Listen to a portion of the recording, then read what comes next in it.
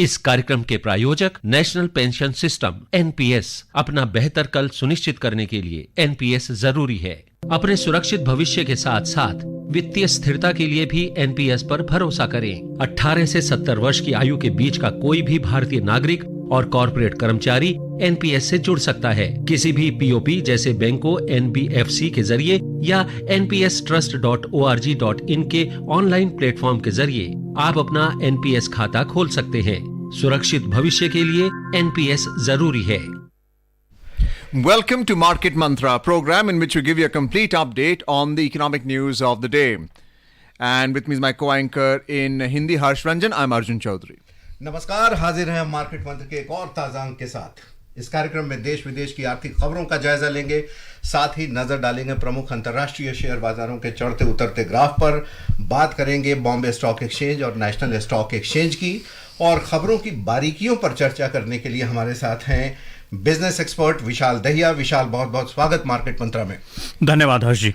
And now let's begin today's edition with the headlines in English.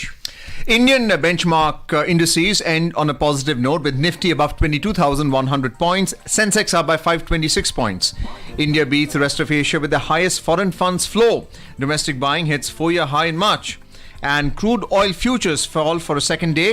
Brent crude trades at $85.31 per barrel.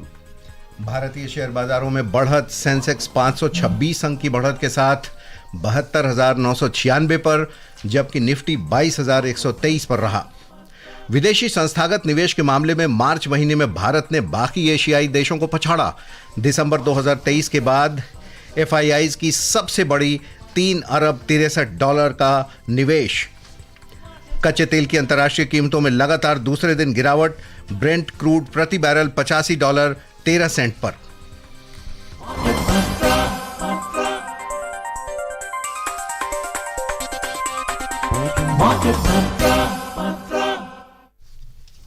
घरेलू share बाजारों के लिए लगातार अच्छी खबर चल रही है और भारी खरीदारी हुई है आज डोमेस्टिक रिटेल इन्वेस्टर्स और FIIs सबके द्वारा। BSE सेंसेक्स 526 अंक बढ़ा है और 72,996 पर बंद हुआ। नेशनल स्टॉक एक्सचेंज के निफ्टी में भी 119 अंक की बढ़त रही और ये 22,123 पर रहा है। विस्तारित बाजार की बात करेंगे। BSE मिड कैप मामूली रूप से बढ़ा, जबकि स्मॉल कैप में 0.7% की तेजी रही है। 30 शेयरों वाले सेंसेक्स सूचकांक के 19 कंपनियों के शेयर आज बढ़े हैं, जबकि 11 कंपनियों के शेयर गिरे हैं। ज्यादा जानकारी के साथ Arjun Chaudhary. India's benchmark indices ended on a positive note with Nifty above 22,100. Amid mixed global cues, the market opened on a positive note and extended gains as the day progressed. At close, Sensex was up by 526 points, 0.73% at 72,996, and Nifty climbed 119 points, 0.54% at 22,123. In the broader market at the Bombay Stock Exchange, the mid-cap index gained marginally by 0.01%, and the small cap index jumped 0.7%. In the Sensex pack of 30 companies, shares of 19 companies appreciated, while 11 companies declined. Reliance climbed by 3.6%, Maruti gained 2.4%, and Bajaj Finance appreciated by 1.63%. On the other hand, Wipro fell by 1.57%, HCL Tech and TCS declined by 1.02%. In the sectoral indices at the Bombay Stock Exchange, 14 sectors logged gains while 6 fell. Services jumped 1.01%, capital goods rose 1%, and realty gained 0.98%. However, IT was down by 0.48%. And let's have a look at the latest here. Vishal, what's your take on the market today? We saw some buying in the select sectors, auto being one of them. What are the real reasons? Because interest rates have not fallen by any imagination. Secondly, inventory still held up with dealers. Car sales are not as robust as one would like it. Well, you're right. Factually, Arjun, when we look at the auto sector, the sales are not that robust. In fact, there are a lot of discount schemes which are in the offing right now. There is a lot of stock clearance which is to be done by the retailers of various, car companies as well. But despite the fact, we've seen this surge today, specifically in the auto sector, in the banking sector as well. And the scripts which you mentioned, they also clearly indicate that, all was not well for some of the sectors like FMCG, IT as well. Now, generally, when we look at Wednesdays in the market and in the entire week, it's almost mid of the week, so it tends to give us a sense as to which way the wind is blowing. Today's push in the market seems to be based on the kind of positive undercurrent which is there vis-a-vis the healthy growth forecast, economic growth forecast as well. For the Indian economy, that is one, and the anticipation as well, because the US GDP data is expected tomorrow. So, the kind of anticipation which we might have from the investors in terms of how things might roll down there as well. And then next week we have RBI's policy announcements as well. So perhaps some anticipatory mood, because let's not forget that this is going to be a truncated week. Tomorrow will be the last day, Friday. I guess if you look at the truncated week aspect, from the holy point of view, would be a truncated week. If you look at the undercurrent part, which I was mentioning in terms of economic growth, the sustained outlook which has come in from various agencies, that seems to have built the positive undercurrent. That is one. Two, various sectors are performing. My understanding of the situation is various sectors are right now performing independent of each other. There doesn't seem to be a calibrated, coordinated approach here.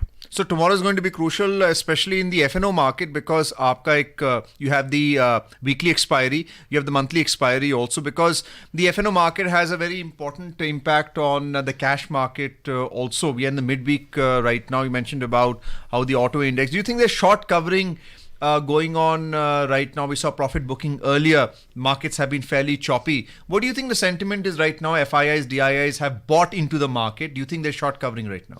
Well, it looks like so, because if you look at the FII figures, those are really, really interesting out there.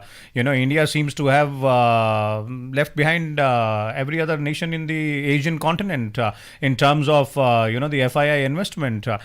Comparative analysis, if we do between December and March, then this is way high, and this is way high vis-a-vis other aspects as well. When we do a country analysis as well, where is this money getting out from so that it is coming here? Biggest loser in the Asian markets or Asian continent seems to be Japan there, and that is pretty much evident on how the yen has performed. बिल्कुल येन की हम बात करेंगे अर्जुन, क्योंकि येन अपने lowest level पर है अगर 90s से हम ये करें डॉलर के मुकाबले. लेकिन जिस फिगर की बात कर रहे थे, ओवरऑल मार्केट ब्रेथ जो था वो बहुत ही पॉजिटिव था, और उसकी दो ही वजह मुझे समझ में आती है विशाल, और वो ये कि जो हमारे एफआईआईज और डीआईआईज हैं, अगर आज का फिगर मैं यहाँ पढ़ूँ, 10 करोड़ 13 लाख रुपए का आज निवेश किया है एफआईआईज ने, जबकि आप डीआईआईज का अगर निवेश देखें तो 5024 करोड़ रुपए रहे हैं डोमेस्टिक इंस्टीट्यूशनल इन्वेस्टर्स के. ये एक बहुत बड़ा फिगर है, जिसकी वजह से जो एशियाई मार्केट है उससे भारत कहीं आगे बढ़ा है. लेकिन इसके साथ ही एक पॉइंट और जिस पे हम चर्चा करना चाहेंगे, पिछले हफ्ते अर्जुन भी कर रहे थे, वो ये है कि T+0 जो लागू हो गया है हमारे स्टॉक एक्सचेंज में, यानी कि आपकी डिलीवरी जो T+1 का था वो आज ही आप बेच सकते हैं, आज ही आप स्टॉक ले सकते हैं. इससे एक वॉल्यूम ट्रेडिंग जो बढ़ने की संभावना थी वो काफ़ी हद तक बढ़ी है, और शायद अब काफ़ी लोग कर रहे हैं, जिसकी वजह से मार्केट में और थोड़ी सी तेज़ी हमें दिख रही है. So Vishal, I mean, what's your take on because we're talking about the market right now. You mentioned about Japan, so did my co-anchor. Right now, the yen is at 151.26, and clearly the reason is that the dollar index is at 104.42, and one gets the impression that the dollar is becoming stronger, which is why the other currencies in the exchange rate are becoming weaker. What are the real reasons why you expect GDP figures of the US market to improve, and which is why FII flows into India increasing? Well, that's one of the key expectations when I was mentioning, the positive undercurrent coming in from the robust or healthy economic growth. It is not just limited to, Indian borders or the Indian economy. Of course, the sentiment which is coming in, and now that you're mentioning, the way dollar is getting stronger, and this impact of dollar getting stronger is not only visible on currencies like yen, it is visible on Indian rupee as well. We've seen in the past few sessions how it has performed. Clearly, there seems to be a strong sentiment amongst the investors, specifically the FIIs, that the US GDP data, which is expected in another, say, 18 to 20 hours or maybe 24 hours, perhaps there might be some positive sentiment out there, and that positive sentiment, as we've always seen, will have a domino or rolling impact on markets across the world. We're heading for a short break, so please stay tuned on Market Mantra. जीवन में स्थिरता के साथ साथ NPS आपको आर्थिक आजादी भी देता है। 18 से 70 वर्ष की आयु के बीच का कोई भी भारतीय नागरिक और कॉर्पोरेट कर्मचारी एनपीएस से जुड़ सकता है। किसी भी पीओपी जैसे बैंकों, एनबीएफसी के जरिए या npstrust.org.in के ऑनलाइन प्लेटफॉर्म के जरिए आप अपना एनपीएस खाता खोल सकते हैं। सुरक्षित भविष्य के लिए एनपीएस जरूरी है। Welcome back to Market Mantra. We're discussing about stock market performance with our senior journalist Vishal Dhaiya, who's giving his opinion as to why the markets are behaving the way they are in this midweek. Tomorrow is, of course, the FNO. What do you expect? Do you expect the markets to correct right now? What do you think is right now the behavior of the market participants? Are they looking to make a quick buck, or do you expect them to stay the entire month? Well, it is expected that, it'll stay the course, provided, the factors which we were talking about earlier, the sentiments which we were talking about earlier remain on the same trajectory as they're expected because of 2-3 aspects. If you look at last few, sessions in the exchange, stock exchange, then it is clearly evident that the basis of the growth in various sectors, be it small cap, the mid cap as well, there seems to be a sustained momentum. It's not just one-off push which has gone up. There is a sustained momentum. If there is a sustained momentum, that means there is some positive undercurrent. If the cues are on the same trajectory, then definitely it looks like we are on the right path, and the investors are also on the right path. Volumes is one aspect which Harshji was also mentioning. The other aspect is the kind of money which is coming in. So if both the DIIs and FIIs are feeling the same way, then we can't consider it as an anomaly. Small cap funds, there was clearly a warning in terms of whether you want to sustain your buying into it or not, especially by retail investors, because small cap and mid cap funds had gone up. We saw that in the returns of mutual funds as well, and there was selling in the previous week. But this time round, we are seeing some stability in the small cap and the mid cap space. So what do you think of the thinking of the retail investors, especially in these two spaces? Well, it looks like the retail investors have taken, the guidelines or the points mentioned by the regulator in their stride. They seems to have, looked at it very carefully and perhaps weighed their options as well and decided to, ride on the rally wave. The SEBI, the regulatory authority, was pretty much right in its domain to go ahead and point out, that these are the, danger areas. These are the markings which one should be aware of, and that is the job of the regulator. It is up to the investors to go ahead and ensure that they apply their mind to all these aspects and then play the game in the stock market. This is what it is all about. We've seen in the US they have not cut down on the discount rate, the repo rate, of course, 5.25 to 5.5%. What do you think is going to be the step of the Reserve Bank of India in the monetary policy next week, and how is that likely to impact interest rate sensitive sectors like auto and banking, even though both are bullish right now? Today they went up in the stock market. Well, if you ask my opinion, then I don't see any change coming in from the central banks, be it in US or in India as well, as far as interest rates are concerned, because both the central banks seems to have made it very clear that they have their strategies in place, and these are not short-term strategies. They're playing a long-term game out here to try and ease out the inflation in both the economies. That is one, and ensuring the economic growth as well. Doesn't look like there is going to be a change. और जिस figure की हम बात कर रहे थे FIIs का क्या रहा, वो स्टोरी पढ़ें। इससे पहले ये बता दें रुपया डॉलर का क्या आज संबंध रहा। थोड़ा सा गिरा है रुपया आज, और अंतर बैंक विदेशी मुद्रा बाजार में डॉलर के मुकाबले एक डॉलर की कीमत 83 रुपये 37 पैसे रही है। विश्व की 6 प्रमुख मुद्राओं की तुलना में डॉलर की मजबूती दर्शाने वाला डॉलर इंडेक्स अंतर दिवसीय कारोबार में 104.39 के स्तर पर था। Moving on to our headline story now. India has beaten the rest of the Asian markets by attracting the highest foreign fund inflows in the month of March. Foreign institutional investors, FIIs, pumped $3.63 billion into the Indian equities market in the biggest buying binge since December 2023. Domestic institutions continue to be net buyers, investing around 52,467 crore rupees in the market to hit a 4-year high. The achievement defies geopolitical crisis and concerns that the higher interest rate regime will continue for some more time.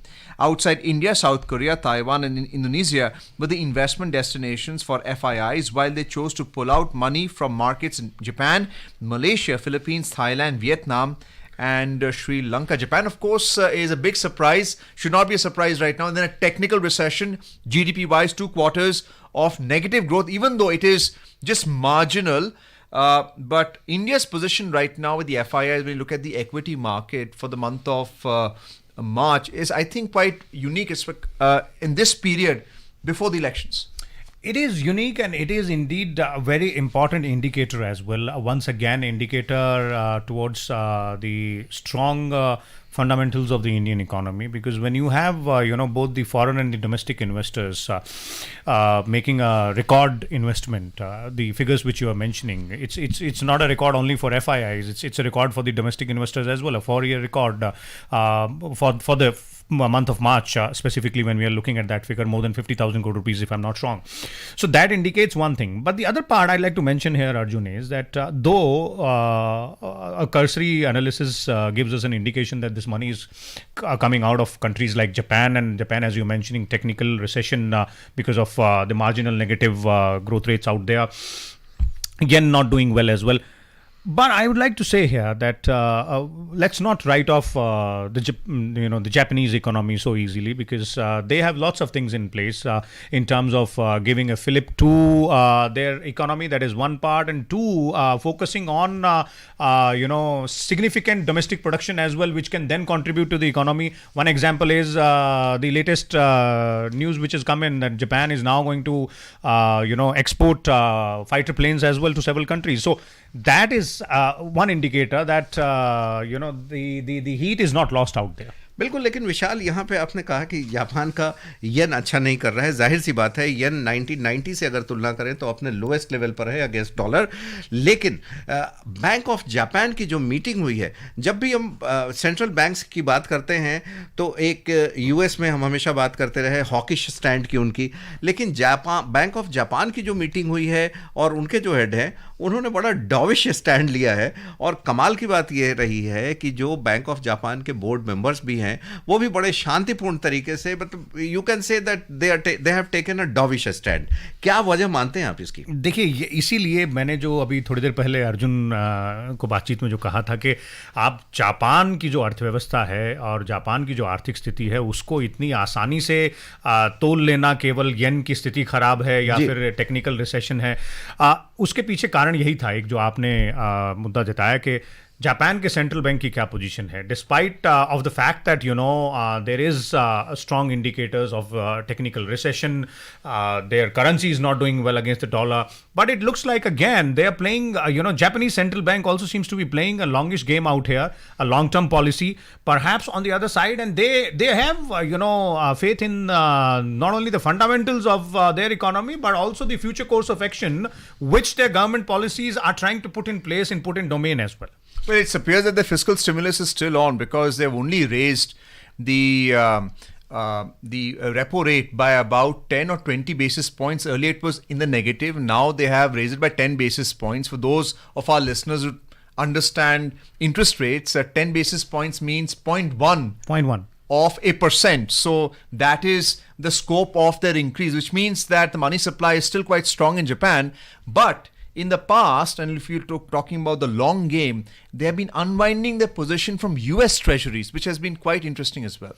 Well, clearly, that again is the larger plan, wherein it's not just Japan. Unwinding from the US treasuries is something which has been a part of a larger game plan of major economies around the world as well, because because of the dollars. I would strongly use the word ambiguous position out here. Not that very clear position.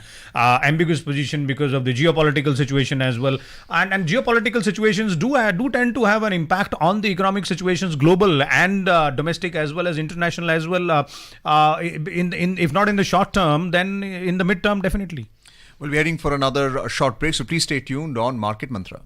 मानसिक शांति के साथ साथ NPS जीवन में संतुष्टि भी लाता है। 18 से 70 वर्ष की आयु के बीच का कोई भी भारतीय नागरिक और कॉर्पोरेट कर्मचारी एनपीएस से जुड़ सकता है। किसी भी पीओपी जैसे बैंकों, एनबीएफसी के जरिए या npstrust.org.in के ऑनलाइन प्लेटफॉर्म के जरिए आप अपना एनपीएस खाता खोल सकते हैं। सुरक्षित भविष्य के लिए एनपीएस जरूरी है। बीएसई और एनएसई पर एक लंबी चर्चा के बाद अब रुख करते हैं एशियाई बाजारों का, जहां आज मिला जुला रुख रहा है। जापान के निकेई सूचकांक में 0.89% की बढ़ोतरी रही है, जबकि सिंगापुर बाजार का स्ट्रेट्स टाइम्स इंडेक्स 1.28% गिरा है। दक्षिण कोरियाई बाजार के कॉस्पी में भी 0.7% की गिरावट रही है। यूरोपीय बाजार खुले हुए हैं अभी, वहां भी मिला जुला रुख चल रहा है। लंदन का FTSE 100 0.29% गिरावट पर है, जबकि जर्मनी के डैक्स में 0.43% की तेजी है। फ्रांस का कैक 40 0.23% की तेजी पर है। So it's interesting that Japan's stock market has actually gone up by almost 1%. But I would like to hear comments about China, because macroeconomically their GDP for the quarter and for the year is well below 3 to 4%. That's one. Secondly, their developers have not finished projects, which means housing contracts have been breached. They are unfulfilled. That's another concern for those who are Chinese right now. See, Arjun, I have consistently maintained on this show as far as Chinese economy is concerned, and several times when I've got the opportunity to present my views here, and that is very consistent view. That view is, as far as Chinese economy is concerned, it's a bubble, and there are too many holes in that bubble. Real estate is just one of it.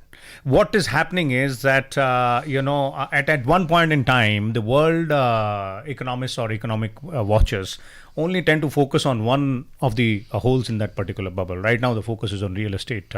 At one point in time, it was about the BRI bad loans as well. That doesn't seem to have done well, not only for the Chinese economy, but also for the economies, the smaller economies, developing economies, which were borrowers out there. So clearly, there seems to be a different game plan entirely altogether as far as Chinese economy is concerned, and there doesn't seem to be too much of a pull factor. What about the UK? Because FTSE 100 has declined by only 0.30%, but they have been having inflationary problems. So it's still at 4% manageable right now as far as the United Kingdom is concerned. But they are also in a technical recession like Japan, and that's very interesting because Rishi Sunak is the Prime Minister there. It's a very, very tightrope walk as far as UK is concerned, not only for the government, the economic policy makers, but also for the central bank out there. It's a double whammy. You have to come out of the recession. You have to control the inflation as well, and you also have to ensure that more money comes into the country. And then again, you're not part of the European markets. Well, let's have a look at the US markets now. US stocks slipped today to start a shortened trading week as a rally that brought Wall Street to record levels took a breather. A Dow Jones Industrial Average rose 0.45%, the S&P 500 dipped 0.28%, while the Nasdaq Composite Index was down 0.42%. Vishal, after quite a long time, we are seeing a correction in the US market, which has been bullish, and India has followed that trend as well. What are the reasons? Well, again, it works both ways. The sentiment which I was earlier talking about and the undercurrent which I was earlier talking about as well, that seems to have, have the other side of the impact coin there in the US markets as well. The US GDP data is going to come. The expectations from the Fed rates as well. If I was an investor in the US market right now, I would be very jittery, not very happy. I would have sweating hands as of now. The concerns of overvaluation. Yes. Well, let's have a look at the oil market. Now, crude oil futures fell for a second day today.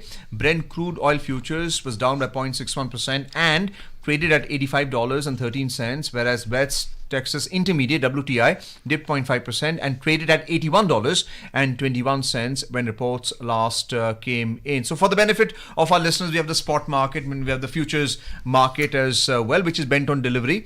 So oil prices have gone up. Clearly, demand is there, which is why prices have gone up. So how is India positioned right now to ensure that they get the best possible deal? They were very well positioned with Russia earlier. How are they positioned now? As far as oil and gas is concerned, India is in a very comfortable space right now. Very comfort zone. One is vis-a-vis, the Russian oil. That's one aspect. The other aspect is that in the past few years, we have, I would use the term oiled well our relations with so-called oil-rich nations in the Arab Peninsula. So we don't have anything to worry. We might not have as big reserves as countries like United States might have. But we have reserves in terms of our diplomatic relations. But we're also importing now more from the US and not as much from Russia. Why that change? That itself shows as to why we are in a very comfortable place. We are importing from the place where we want to import at a particular given time, in a particular day or a particular week or a month, be it Russia or US. It depends on us. We are looking at our economic comfort and our economic benefits. I think we will buy from, we are buying and we'll buy from wherever it is easier, cheaper and comfortable for us. Hindi में हर्ष जी के जहां से हमारी मर्जी होगी हम वहां से खरीदेंगे. Actually, India is trying to strike a fine balance between, कोई ये ना कहे कि हम किसी के दबाव में हैं, बिल्कुल सही है. और इसीलिए शायद हमने देखा कि अभी पेट्रोल की कीमतें भी कम हुई हैं थोड़ी बहुत. मर्जी के मालिक हैं और मर्जी के मालिक हैं और जनता को उसका काफी सारा. हम खरीदार हैं, हम पैसा दे रहे हैं, हम दुकानदार ए को देंगे या बी को देंगे वो हमारी मर्जी. लेकिन अब तेल के बाद जरा सोने की चांदी की कीमतों पर भी नजर डालें. सोना लगातार बढ़ रहा है. दूसरे दिन भी आज जारी रही है बढ़ोतरी. 308 रुपए की बढ़त के साथ प्रति 10 ग्राम सोना 66,422 रुपए पर रहा. चांदी की कीमत में भी 194 रुपए की बढ़त रही है. 1 किलो चांदी खरीदने के लिए 74,712 रुपए देने पड़े हैं. यही नहीं, अंतर्राष्ट्रीय बाजारों में भी सोना चढ़ा हुआ है. अभी प्रति औंस सोने की कीमत $2,214.80 है और 1 औंस चांदी की कीमत $24.70 पर चल रही थी. So gold prices have been climbing internationally, $2,200 per ounce, which is about 26 grams. Domestic market, bullion market, gold and silver has gone up, especially gold. Why?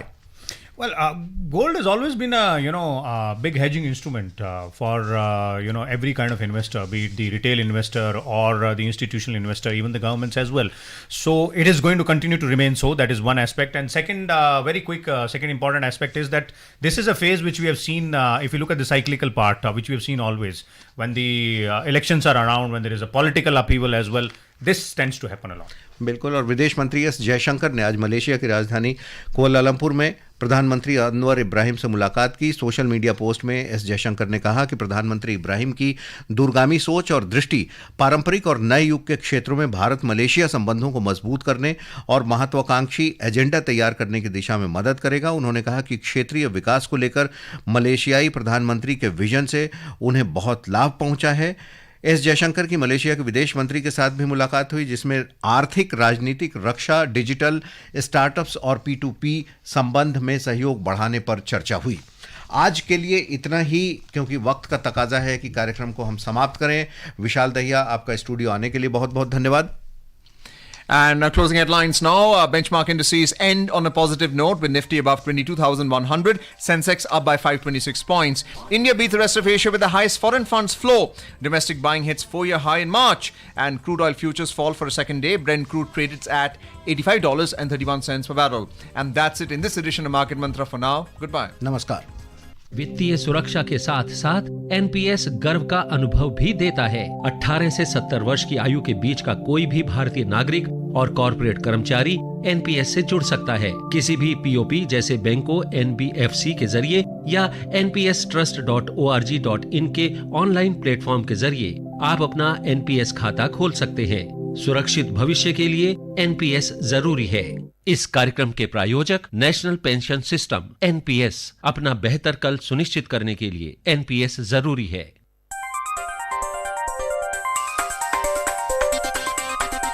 Market